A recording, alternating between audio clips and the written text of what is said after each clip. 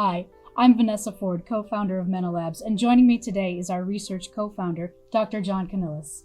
John, welcome to the show. It's a pleasure to be here. Can you tell me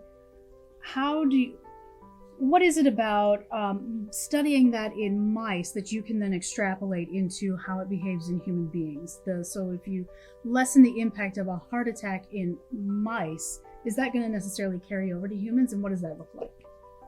That's a fundamental question that as scientists we ask ourselves all the time, is that what really is the translatability of this? I think that what we've shown just fundamentally is that the introduction of a single strain can have a tremendous impact on the health of even a rodent. So this is really the first path to developing something that can work in humans. Fortunately, we're working with an environment where we can actually do these studies and look at the population in a human cohort. And in fact, the strain that we used in those mice has been used in humans. And we look at surrogates because we can't necessarily induce a heart attack in people. They do it on their own pretty well.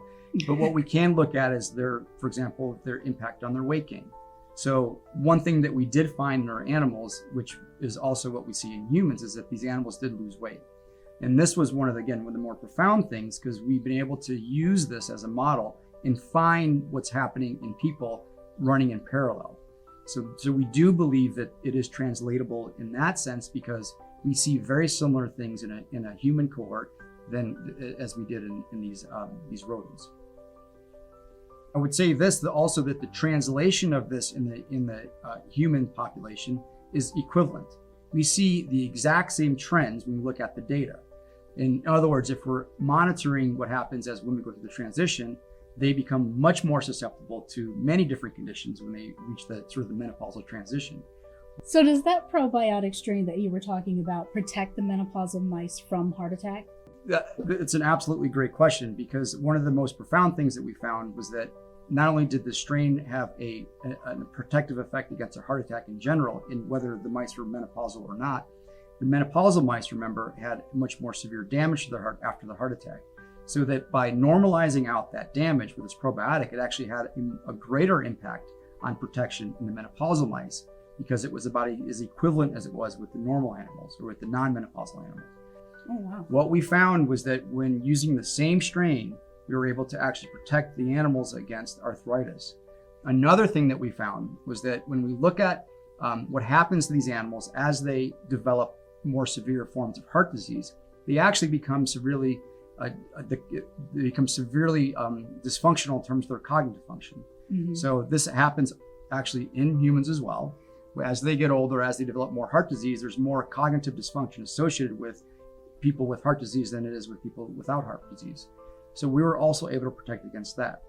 Now, the issue I think that people would be asking is this just a cure-all? Mm-hmm. I think what we're looking at here, again, is this idea that the microbiome is one of the major pillars of our health. We're not actually protecting against a heart attack. We're getting at the fundamental cause of the heart attack, and that is at the inflammatory level. So if we look at what's in common with arthritis, with weight gain, with cognitive dysfunction, with heart attacks, it's really this inflammation. Mm-hmm. Now, inflammation is a loaded term. I like to think of it as pro-inflammatory or anti-inflammatory. So what, in fact, we found with the heart attack study was that by introducing this probiotic, we're really changing the anti-inflammatory into the predominant effect as opposed to the pro-inflammatory. Mm-hmm. And that's happening at the root cause, which is the gut. For more support from the Menolabs community, download the Menolife app, follow us on Facebook and Instagram, or visit our website.